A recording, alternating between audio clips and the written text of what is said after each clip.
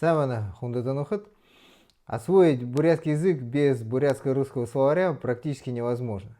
В то же время словарь может не только помочь, но и ввести в заблуждение. Это явление объективное, связано с тем, что в каждом языке свои внутренние закономерности. И зачастую прямого перевода тех или иных слов на другой язык просто нет. Особенно это характерно для глаголов при их переводе с русского языка на бурятский или наоборот с бурятского языка на русский. Давайте сегодня мы этот вопрос с вами и рассмотрим.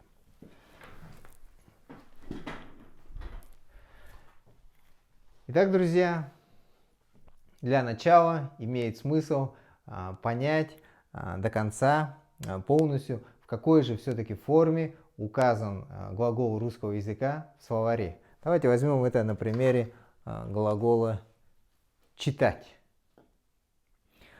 То есть это неопределенная форма глагола. Что это означает? Это означает, что по этой форме невозможно определить ни лицо, которое выполняет действие, то есть я, он, ты, вы и так далее.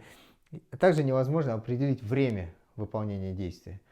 Именно поэтому она называется неопределенной формой. Второе понятие – это инфинитив. То есть инфинитив – это разновидность неопределенной формы глагола, которая отвечает на глагольный вопрос «что делать?». Читать отвечает на вопрос «что делать?». Таким образом, в русском языке неопределенная форма глагола и инфинитив – это одно и то же. Теперь давайте познакомимся с третьим понятием, таким как начальная форма глагола. То есть это та форма глагола, от которой образуются временные формы. Ну, например, давайте возьмем временную форму «читает». Она образуется от вот этой формы «читать» путем отъема вот этого окончания «т» и добавления окончания «ет». Получается «читает». Вот по этой форме уже легко определить, что это настоящее время действия, да? И также, что его выполняет лицо в третьем лице в единственном числе. То есть либо он, либо она читает. Таким образом, вот временные определенные формы глагола образуются от этой же формы читать. Таким образом, вот эта словарная форма глагола русского языка, она одновременно является и неопределенной формой глагола, и инфинитивом, и начальной формой глагола. Для чего мы это разобрали? Для того, чтобы понять, а что же все-таки из себя представляет словарная форма бурятского глагола. Если мы откроем бурятско-русский словарь, то уншаха мы найдем там такой глагол, который будет переводиться как «читать». Вообще, любой глагол бурятского языка в словаре указан с окончанием ха, хо, х. Вот это гласное ха, хо, х меняется всего лишь в зависимости от той гласной, которая будет в корне глагола. То есть, по сути, ха, хо, х это одно и то же окончание.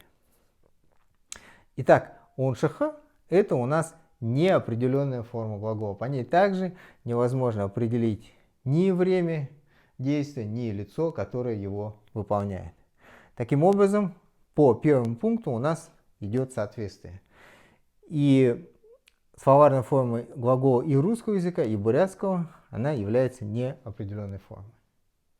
Теперь второй момент. Мы говорили о том, что инфинитив, он отвечает на глагольный вопрос. Что делать? Вот эта форма уншаха не отвечает на глагольный вопрос «что делать?». Пока давайте воспримем это на веру, а дальше мы ответим на вопрос, на какой же все-таки вопрос она отвечает. Таким образом, неопределенную форму мы здесь ставим галочку, а инфинитив зачеркиваем. Почему я считаю это важным? Потому что часто приходится слышать, что вот эта форма на ха-хо-хэ является инфинитивной формой, особенно со стороны тех, кто изучал английский язык и знаком с таким понятием, как инфинитив. На самом деле это не так, и это очень важно усвоить с самого начала. Далее, еще у нас есть такой термин, как начальная форма глагола. Также в бурятском языке вот эта форма уншх не является начальной формой глагола. Начальной формой бурятского глагола является вот эта часть. Унш. Вот это и есть начальная форма глагола, от которой и образуются временные формы. Там уншн и так далее. Это тоже важно иметь в виду, поскольку это второе отличие словарной формы глагола бурятского языка от словарной формы глагола русского языка. Зачеркиваю. Не является начальной формой глагола. Начальной формой глагола является вот эта часть. Унш. Соответственно, поскольку уншх мы видим, что это составная форма, начальная форма глагола плюс смысловое окончание х, то есть вот это окончание х, в отличие от окончания т, является смысловым окончанием. Оно несет в себе вполне конкретный смысл. Какой же смысл? В том, что вот это окончание ха-хо-хэ, добавляясь к начальной форме глагола, образует фактически другую часть речи. Если мы внимательно прочитаем предисловие к бурятско-русскому словарю, то мы увидим там, правда это написано мелким почерком, и никто особо это не читает, что глагол бурятского языка дан в словаре в форме причастия. Это тоже такой момент непростой для тех, кто не является филологом, как, собственно, и я. И он может немножко сбить с толку, поскольку в русском языке причастие – это гибрид между глаголом и прилагательным. Но на самом деле вот это причастие в бурятском языке говорит лишь о том, что вот эта форма уншх причастна и к свойствам глагола, и к свойствам существительного. Другими словами, с помощью вот этого окончания х, попробую сейчас проще объяснить, да? С помощью окончания х, которое присоединяется к начальной форме бурятского глагола, образуется существительное, обозначающее процесс осуществления действия. Соответственно, уншх, его значение будет не читать, а его значением будет осуществление действия читать, осуществление процесса чтения. Но поскольку в словаре нам нужен перевод, да, какой-то смысловой чаще всего, да, то там и выбирается уншх как равно читать. Но на самом деле это не так. Вот эта форма уншх – это именно существительное, обозначающее процесс осуществления действия. Кто изучал грамматику английского языка, вот эта форма там называется герундий. Но для тех, кто не изучал грамматику английского языка, проще воспринимать вот эту форму как существительное, которое обозначает процесс осуществления действия. Итак, друзья, какой основной вывод из первой части? Основной вывод в том, что словарная форма глагола русского языка и словарная форма глагола бурятского языка – это разные вещи. Фактически это разные части речи. Именно вот так и надо подходить к освоению бурятского глагола. И мы с вами еще не ответили на вопрос, на какой же вопрос отвечает вот эта форма, словарная форма бурятского глагола. Но поскольку мы с вами поняли, что это существительно обозначающий процесс осуществления действия, то для простоты понимания мы здесь просто поставим вопрос на русском языке, поскольку мы осваиваем бурятский с позиции русского языка. Что? Видите, да, какая серьезная разница? Если словарная форма глагола русского языка отвечает на вопрос «что делать», то словарная форма глагола бурятского языка уже отвечает на вопрос существительного «что». Чтобы лучше понять это, да, давайте мы рассмотрим на конкретных примерах.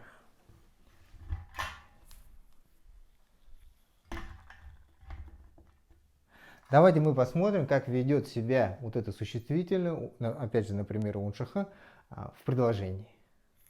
Давайте возьмем такое предложение уншх туэты юмвейн. То есть уншх – это у нас осуществление действия читать, да, осуществление процесса чтения, или можно перевести по смыслу просто как чтение. Да. Туэте – это образован от существительного туго – польза, соответственно, туэте – это наличие пользы, да. Туэте юм – это что-то, имеющее пользу, да. Вейна – есть. Итак, чтение есть полезное вещь. Ну или по смыслу можно перевести как читать полезно. Что важно? Важно, что в данном случае наше существительное уншх является главным действующим лицом в предложении, или как в грамматике это называется, является подлежащим. Идем дальше. Другой случай. В своем видео «Бурятский язык. Формы и содержание» я говорил о том, что у существительных бурятского языка есть такое интересное свойство. Когда они находятся в позиции перед другим существительным, то они как бы передают ему свой признак. Сейчас на этом подробно останавливаться не буду, просто в закрепленном комментарии дам ссылку на то видео. Итак, в данном случае в предложении би уншх ном аба наше существительное уншх стоит в позиции перед другим существительным ном. И таким образом оно передает ему свой признак. То есть уншх ном это у нас получается книга, имеющая признак осуществления действия читать. Это такой дословный перевод, да? То есть, по смыслу, это книга для чтения. Именно такой перевод словосочетания уншх ном вы и найдете в словаре. Таким образом, все вместе переводится как «я взял книгу для чтения». То есть, в данном случае мы видим, что наше существительное уншх, находясь в позиции перед другим существительным, фактически выполняет роль прилагательного. То есть, является определением. Да? Давайте теперь рассмотрим еще один подобный случай, но со своим нюансом, где у нас уже определяемым словом будет не ном, а хум. Алдар ном уншх хум вейне. Да? То есть алдар есть человек, обладающий признаком осуществления действия читать, что? Книгу или книги. То есть по смыслу это, естественно, будет переводиться как алдару свойственно читать книги. Теперь очень важный нюанс. Поскольку вот эти части юмамвейна и хумвейна, они не несут какой-то прямой смысловой нагрузки, то в живой речи они чаще всего опускаются, и у нас остается уншхтуэтэй. Да? То есть чтение полезно. Мы видим, что вот это наше существительное то с окончанием т в данном случае выполняет уже роль глагола. Да? Чтение полезно, роль глагола или сказуемого. То же самое и в нашем случае. Алдар ном уншх хумвейне. Хумвейне также выпадает из полной структуры. И у нас остается алдар ном уншх. С тем же смыслом, что алдару свойственно читать книги. Алдар читает книги в смысле того, что это ему свойственно. И вот тут, друзья, возникает очень важный нюанс. Очень важный момент, который меня лично очень долго сбивал с толку. Вот это предложение алдар ном уншх с точки зрения современной грамматики бурятского языка, это предложение, в котором идет речь о будущем действии. Вот я специально синим цветом выделил, да, алдар ном уншх. То есть в современной грамматике бурятского языка вот это окончание ха-хо-хэ трактуется как окончание глагола в форме будущего времени. То есть алдар прочитает книгу. Но, друзья, очень важно понимать, что вот эта форма, отдельная форма будущего времени, она не характерна для внутренней логики бурятского языка. Вообще в бурятском языке, в исконном, нет отдельной формы будущего времени, поскольку в бурятском мировоззрении будущее время не отделено от настоящего. Будущее – это такая же реальность, как настоящее. Поэтому, скажем, лет 200-300 назад, да, про будущее действие мы бы сказали алдар уодр номуншана. То есть алдар завтра прочитает книгу. Мы бы использовали для этого ту же форму, что и сегодня используется для настоящего времени. Уншанна с окончанием на. То есть, по большому счету, во внутренней логике бурятского языка нет отдельного будущего времени, а есть настоящее будущее время. Это очень важно понимать для того, чтобы не пытаться притянуть вот это пришлое отдельное будущее время, да, к логике бурятского языка. В таком случае никогда мозаика не сложится, и вы не почувствуете, не увидите внутреннюю логику бурятского языка.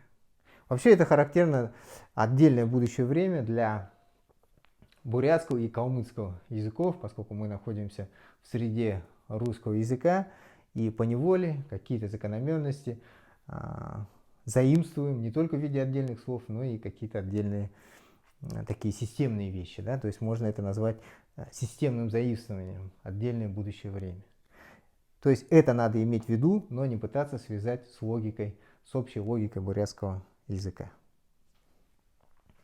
Теперь, друзья, давайте рассмотрим еще один случай, когда у нас наше существительное уншаха со значением осуществления действия читать уже выполняет роль не главного действующего лица, не определения к объекту, да, а само является объектом, над которым совершается действие. Ну, допустим, мы хотим сказать «я хочу прочитать книгу». По-бурятски это будет звучать как «би ном уншаха ханнап».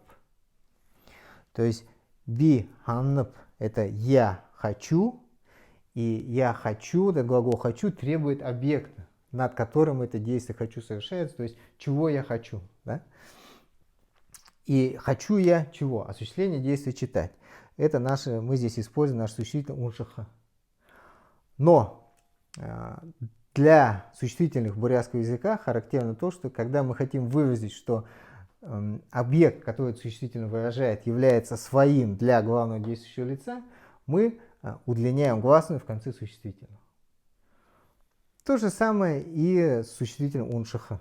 Когда мы добавили сюда еще одну гласную и получили долгую гласную «а» в конце слова уншаха, то мы получили «би ном уншаха ханнап», то есть «я хочу своего осуществления действия читать книгу». Друзья, вот именно так я рекомендую вам с самого начала воспринимать словарную форму бурятского глагола, исходя из собственного личного опыта. Не как форму будущего времени, не как инфинитив, не как начальную форму глагола, да? Не как ту форму, которая отвечает на вопрос, что делать, а именно как существительное, которое называет глагольное действие в виде процесса.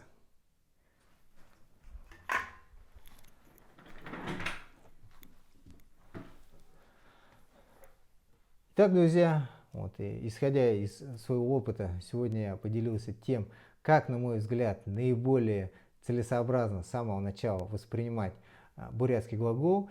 И уверен, что вот такой подход он позволит вам сократить как минимум месяцы на освоение бурятского языка и, конечно, свои трудозатраты на этот процесс. Осваивайте бурятский язык. Дахимул затара. Парьте.